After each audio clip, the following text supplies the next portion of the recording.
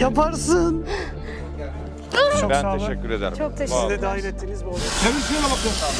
Okların.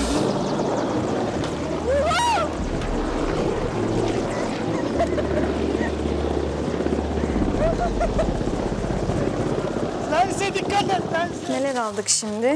Ben kırmızı şapkamı takarım. her türlü. Baretimiz var. Cihan Özdemir. Vay be. Cihan bu XX large benimkini mi giydin? Yo, benimki de küçük geldi biraz ama. Bir bak bakalım. Evet, nasıl olduk? Cilaldi Baba Güllüşah. İyi olduk ya. Şapkalar falan bağlayacak bizim Rize'ye düşerler. Bu bizim rengimizmiş Cihan. Turan ışık. Hepinize yeniden merhabalar. Biz şu anda Antalya'dayız. Merhabalar. Neden Antalya'dayız? Bizim Antalya'ya gelmemizin 2-3 tane temel sebebi vardır. Bunlardan bir tanesi, Gezmek, ikincisi bot almak. bot almak. Bot alamadık henüz Antalya'dan. Sürekli buraya geliyoruz, bot bakıyoruz, geri dönüyoruz. Elimiz boş bir şekilde. Ya bizimkisi canım Antalya'yı görüyorum. Biz çok seviyoruz çünkü Fethiye'ye de yakın sonuçta. 2 saatte bir yol. Gelip gidiyoruz arada böyle bazı sebepler yaratıp kendimize. Bugün burada olmamızın sebebi ise çok enteresan bir belge alacağız bugün. Evet, aslında Eğitimi- enteresan değil. Hepimizin alması gereken Belki bir de, belge. belki Bu de. sadece enteresan bir şekilde alacağız. Çünkü yangının içine gireceğiz, helikopterlere bineceğiz, koşmalı uçmalı parkurlarda olacağız. Orman Genel Müdürlüğü'nün bir faaliyeti olan Uluslararası Ormancılık Eğitim Merkezi'ndeyiz. Etrafımızda helikopterler, işte yangın müdahale arabaları falan var.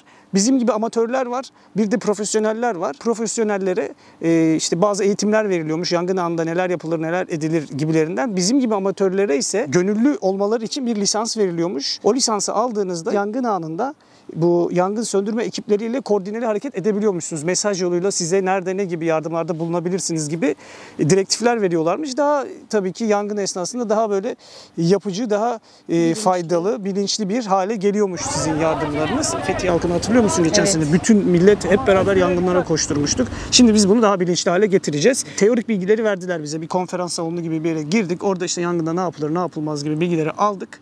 Şimdi asıl cıf cıf bölüme geçeceğiz. Evet, geçmeden önce bir yemek yiyeceğiz. Yemeğimizi Ondan yaparsak. sonra bizi neler bekliyor? Helikoptere falan bineceğiz yani. Helikopterler var, yangın müdahale araçları var. Çok enteresan devam edecek. Gidelim yemeğimizi yiyelim. Gerçekten her şeyi böyle tam göbeğinde öğreneceğiz. Bir de parkur var, Survivor parkuru. Buradan Acun Medya'ya da sesleniyorum. Ebru'mu yıllardır almadınız Survivor'a. Kendisi şu anda burada Survivor olmaya geldi efendim. Kendimi ispatlamaya geldim buraya. O zaman hadi yemek yiyelim, bitecek. O zaman siz bir teorik bilgiye gidin. Bir gidin bakalım neler öğrenmişiz. Tripodlar elimizde, mikrofon boynumuzda. Kıyafetleri buradan mı alıyoruz? Buradan aldınız mı kıyafetlerini? Yok almadık. Oradan mı alacağız? Tamam. Evet biz mal gibi dolaşıyoruz tabii. Turuncu ve kırmızı. En sevdiğim renkler. Ben taşıyorum aşkım. Yo taşırım ben. Bitmiyor. Bitmiyor, taşıyabilirsin sen.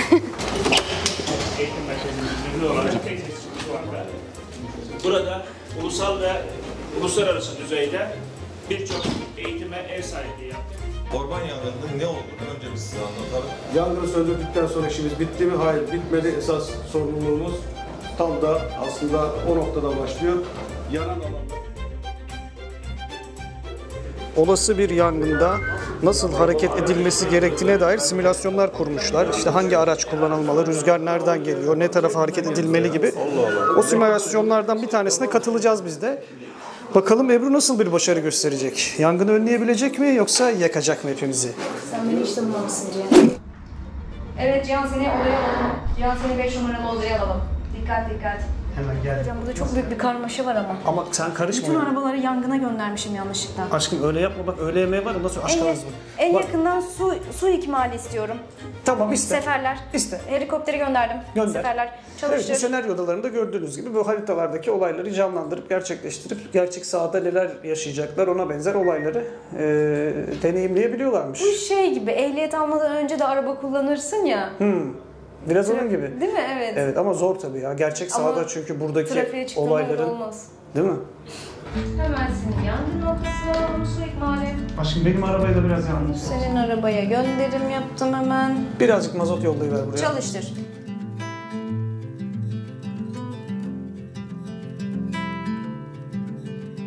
Close your eyes, hear the voice within calling. This heavy load got under your skin. All in, you got the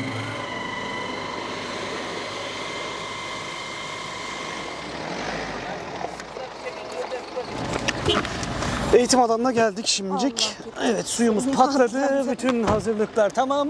Burada baretleri takacağız. Arazöze binip bir hareketler yapacağız. Onlara katılacağız. Bakalım ne göreceğiz. Biz de bilmiyoruz. Eğimli yerler var diyorlar. Çıkacağız. Göreceğiz. Arazöz dediler, geldik abi. Orman yangınında sizin en büyük arkadaş bu herhalde. Hangisi? Bu arazözler mi oluyor? Pikaplarla mı daha çok dalıp çıkıyorsunuz? Biz bununla gidiyoruz. Bu bizim arkadaşımız. Bu elbiselerimiz. Oy ne kadar yüksek. Abla biz daha yangından ayrıldık. Ne oldu? Tut sen. Parkura bak. İlk parkur bu. Hoppa. Oh. Sallıyor. Şurada gördüğünüz A73 numaralı arazöz geçen sene Manavgat yangınında yananlardanmış. Yine burada da şu gördükleriniz dozerler, o yangında böyle emekliye ayrılmış olan dozerlermiş. Vay be. Siz burada eğitimlerinizi mi alıyorsunuz? Evet. Her sene eğitim alıyoruz. Antalya'da mı yaşıyorsunuz? Antalya'da mısınız? Antalyalıyız. Dışarıdan da gelenler varmış galiba. Antalyalıyım. Oo, Kütük'e geldik. Kütük geçişi. Bas abi bas, bir şey olmaz. Hoppa. Evet. Oluyormuş.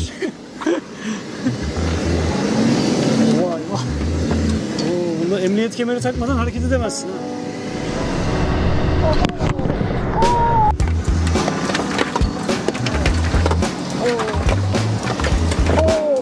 Evet. Kanal geçişindeyiz şu anda. Arazözler gerçekten orman yangınlarıyla mücadelede bizim vazgeçilmez, hatta en önemli unsurlarımız diyebiliriz. Bunlar teknoloji harikası araçlar. %60 dik meyilde, %30 yan meyilde çok rahatlıkla seyredebilen araçlar.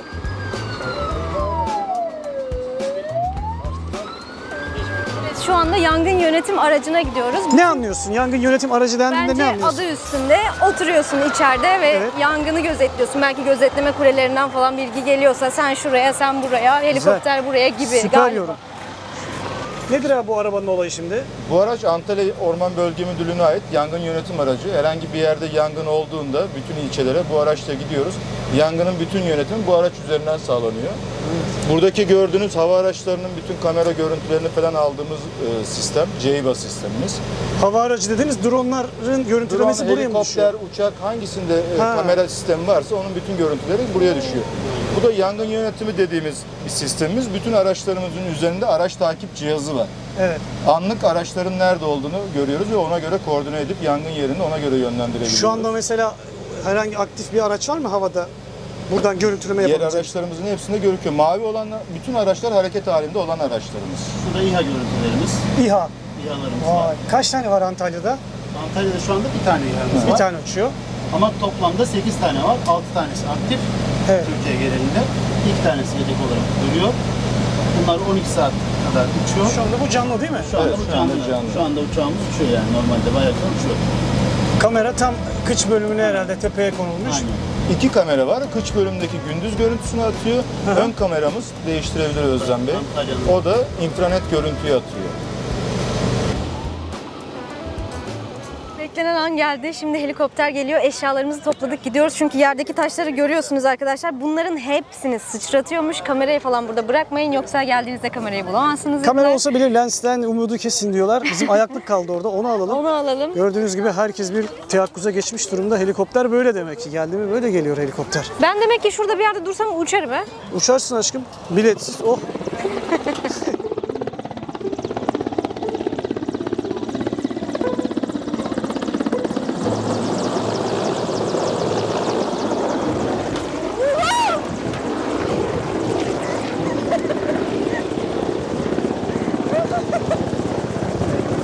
Lense dikkat et, lense.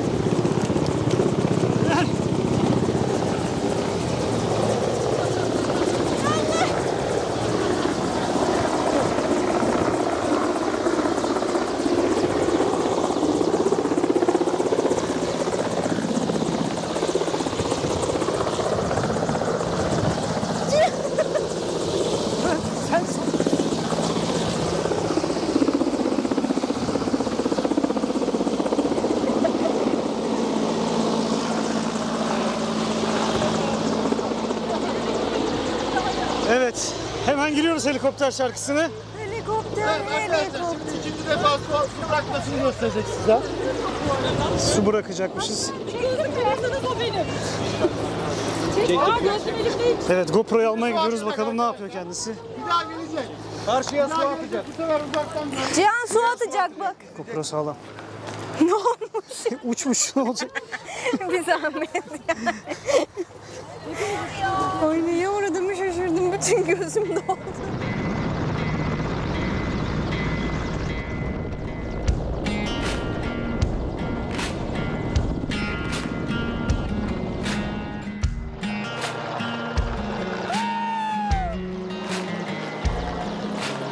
Şu anda yangın uygulamalarının yapılacağı yere gidiyoruz.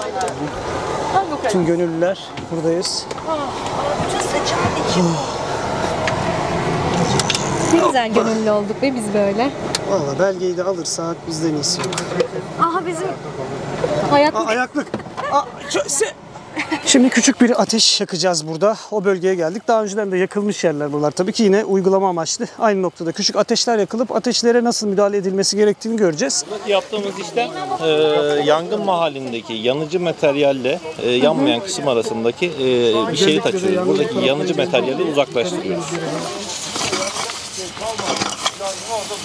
Şimdi burada kendimiz bizim karşı ateş diye duyduğumuz bir yöntem var. Biz karşı ateşi nasıl atıyorsak onunla aynı yöntemle size burada kendi elimizde yaptıracağız. Ondan sonra size yine kendi elimizde söndürme metotlarını arkadaşlar gündüz anlattı. Onları uygulayacağız. Ebru Başkan yakıyor bakalım. Buradan devam edelim. Hızlı. Bu tarafa hızlı bir şekilde.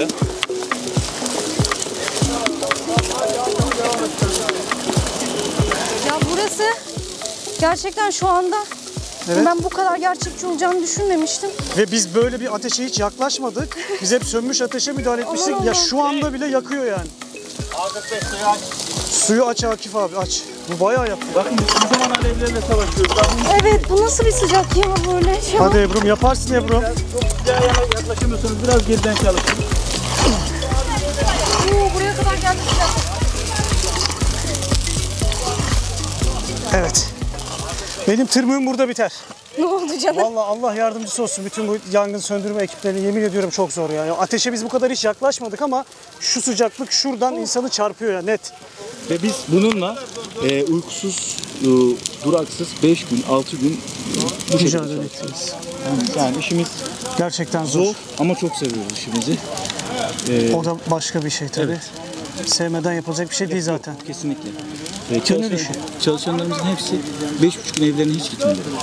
Ekiplerde bekliyorlar ve 1,5 gün sadece eşlerini ve çocuklarını görebiliyorlar. Çok kötü koşullarda.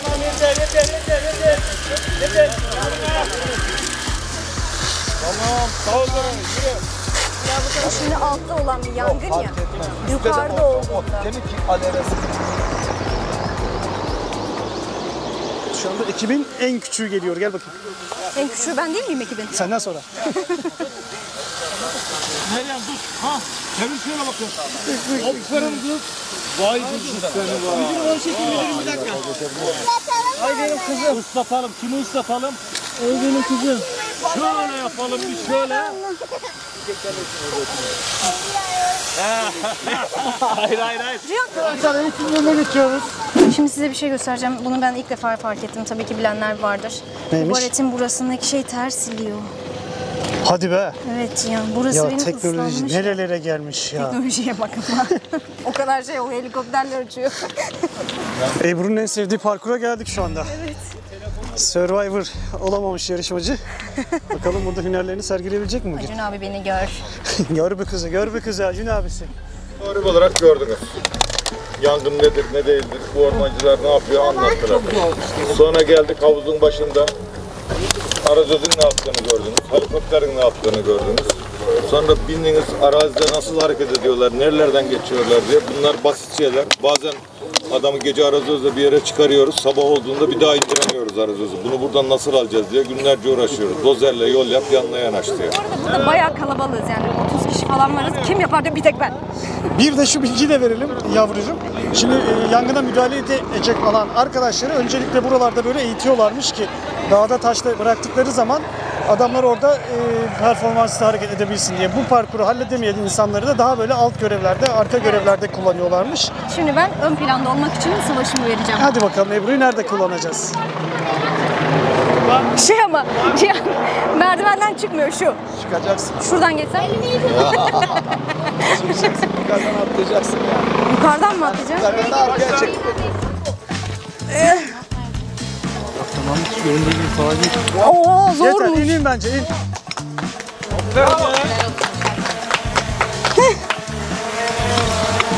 Ağır ağır çık. Dönüş zor ya gibi. Aa, çok yüksek. Dön aşkım bence, yeter. Zorlama. Evet, İzmir maçıyla. Yok, dönemem. Yeter, o kadarını başkası yok. Dönüş zor ya.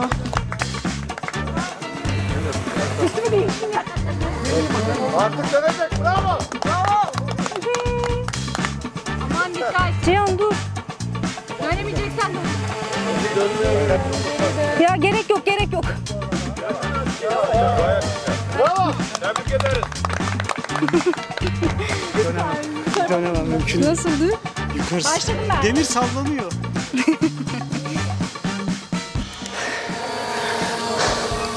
İki dönemeyen. Dönemedik. Sahada arkalarda yer alıyoruz. Bak bak, arkadaşlarım.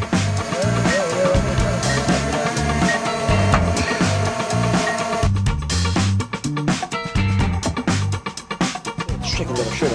Çapraz mı? Evet evet şu şekilde bak. Şöyle yapıp sıkıştırma lazım ayağını. Ayağımın arası. Ayağını şimdi evet. Bacağıma sıkışıyor ama. Ayağın arası sıkıştıracaksın. Bir kere Şöyle yakaladın yapsam. mı onu zaten anlayacaksın. Tamam hadi başlıyorum. Bir kere yakalasan anlayacaksın onu. Kayıyor ya. Çevirmen lazım. Çevirmen. Evet o şekilde. Bakayım. Şöyle. Ayaklara dikkat. Hoppala. O bayağı ya içinde çeviriyor. Evet. Evet. Çantayla. İleriye.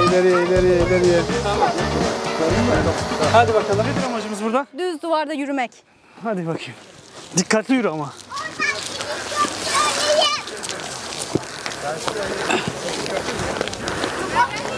Nasıl ineceğim? Kaldın mı? Yarışıyor muyuz? Hadi.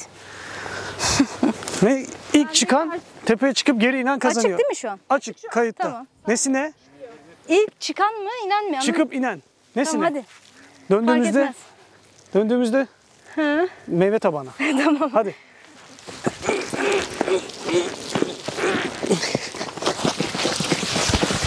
Ben. Aa, elim yandı. Ben kazandım. Aa, elim çok kötü yandı. İşte Evet ateşe. kaybettiniz.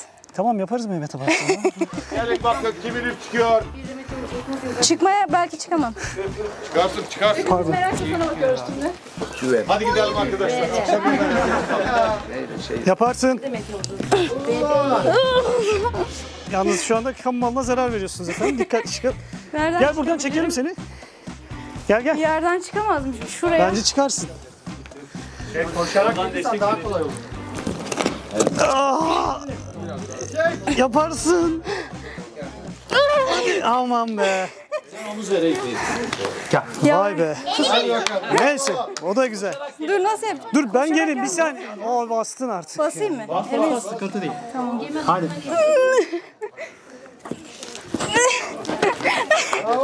Bravo be. Teşekkür ederim.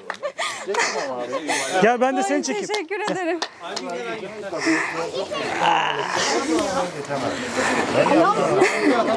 İyiydin, iyi. İyi denemeydi.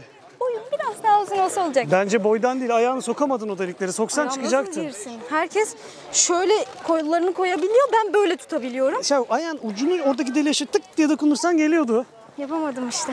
Neyse, inşallah bir dahakini En yaparsın da. azından deniyorum. İyisin, iyi. Acun abi. Teşekkür ediyoruz. Çok Ben sağ olun. teşekkür ederim. Çok Sizi teşekkürler. de dahil ettiğiniz bu organizasyona. Her zaman. Sağ olun, var olun. Zahmet Bütün ettiniz, eforunuz geldiniz. için. Bekleriz. Her Sağ zaman olun. beklerim. Her zaman Antalya'ya geliriz. geldiğiniz Sağ olun. var olun.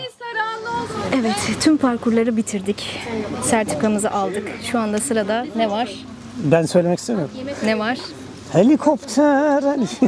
Helikopter var. Ben bilmeyeceğim. Ama Cihan bilmeyeceğim diyor. Ben de şimdi sana o zaman diyorum ki, Evet. kamerayı da açtık. Sen beni her zaman taş kağıt makasla yenersin. Hayır. Bunu herkes bilir. Taş kağıt makasla yapılacak bir oyun değil bu. Taş kağıt makas yapalım. Ben yenersem Hayır ki bu aşkım. ilk olur. Kaybedeceğim biliyorum. Hadi. Bilmek istemiyorum lütfen ya. Hadi. Beni yalnız Aşkım bırakamazsın. korkuyorum ya vallahi. Ya bir daha nerede yaşayacağız böyle bir deneyi? Ya belki bir gün yaşarız ne bileyim. Tamam zaten sen yeneceksin. Bir Hadi. 30 sene sonra falan deneyeyim. Lütfen yapma. Hadi. Vallahi korkuyorum aşkım. Hadi. Bak düşersek ölürsek ondan sonra sana sorarım öbür taraflarda. Kaçta bitiyor? 3. 1-0.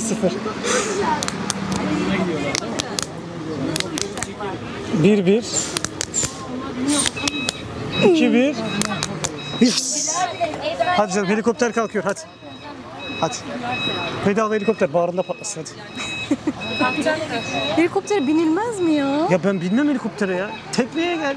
Jet ski'ye binelim. Onu her yerde yaparsın. Ben binem ona da binemem. Para yok nerede bilmem. Hadi sen helikoptere Ben doğru alalım gidiyorum seni. arkadaşlar, İzmir görüşürüz. marşıyla. Evet arkadaşlar ben gidiyorum. Cihan orada hala gelmedi. Gelmiyor musun? Acele etmemiz gerekiyormuş. Koşuyoruz. Wow. Aa, çok heyecanlı.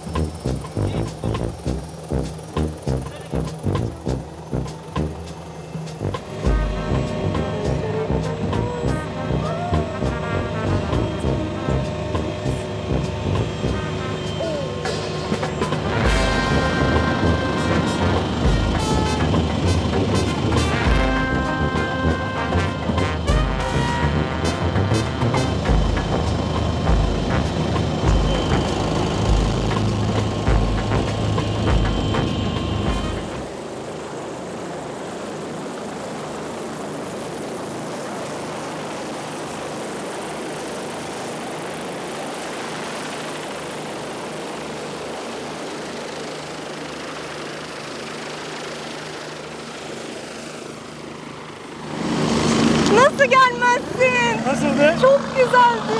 Nereye gittiniz? Deniz, hayır o sen değilsin. Uçak. Ne tarafa gittiniz? Ya, o kadar güzeldi ki o denize kadar gittik. Korkunç. Hayır değil. Ya ben buradan izlerken korkuyorum ya. Buradan izlerken daha korkunç zaten. İçindeyken öyle değil. Hadi git. Yok ya.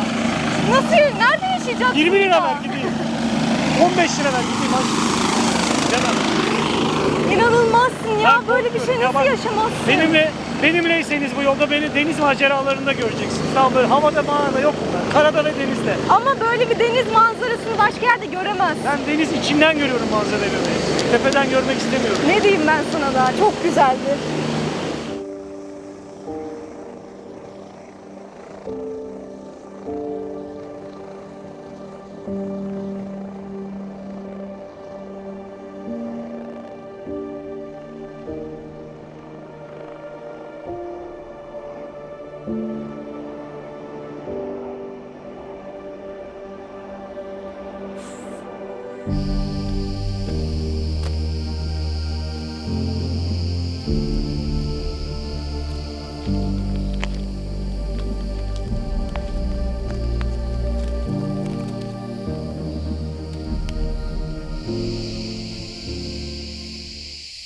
Biz Fethiye'ye döndük. Biraz önce gördüğünüz ormanlık alandaki görüntülerin hepsi geçen sene Fethiye'de çıkan, Ovacık bölgesinde çıkan yangından kalan yerlerden bir tanesiydi. Bizim otele çok yakın orası. Hemen böyle arka bahçesinden her sabah onu böyle izleyebiliyorsunuz. Biz de bunu yapmaya çalışıyoruz. En azından elimizden kayıp giden o güzelliğin her gün tekrardan nasıl güzelleşmeye başladığına şahit olmak istiyoruz. Bugün gelip yakından baktık. Yandıktan hemen sonra gezmiştik neye döndü diye merak ettiğimizden ve şu anda aradan tam bir sene geçtikten sonra tekrar geldik. Evet. Yanan bölge dikenli tellerle kapatılmış ve içerisinde tekrardan dikim yapılmış. Onlar çok büyük ihtimal çam fideleriydi. Evet. İnsanlar isimlerini... Zeytin de vardı. Zeytin de mi vardı? Hı hı. İsimlerini yazarak diktikleri ağacı oraya bir şekilde tekrardan armağan etmişler. Bizce yanan ve yok olan bütün ormanlara bu uygulamanın yapılması gerekiyor. Çünkü ben eminim en azından o bölgedeki insanlar o yanan arazileri tekrardan canlandırmak için maddi manevi ne yardım gerekiyorsa yapacaklardır bunu. Biz de elimizden geleni yapmalıyız. Bunlardan en önemlisi tabii ki ormanlarımızı, çevremizi kirletmememiz. Yani öyle bir alana gidip de orada tekrar çöple karşılaşmak inanılmaz acı bence. Hem de cam şişelerdi bunlar. Evet. Yani geçen seneki, ondan önceki yangınlar, gelecek olan yangınların sebeplerinden bir tanesi de biliyorsunuz çevreye atılmış olan çöplerin yanıcılığı. Bu hafta Antalya'da aldığımız bu orman yangınlarına müdahale etme eğitimlerinden sonra şu anda kendimizi en azından böyle küçük bir borç da olsa bir borcumuzu ödemiş gibi hissediyoruz. Evet. O da nedir?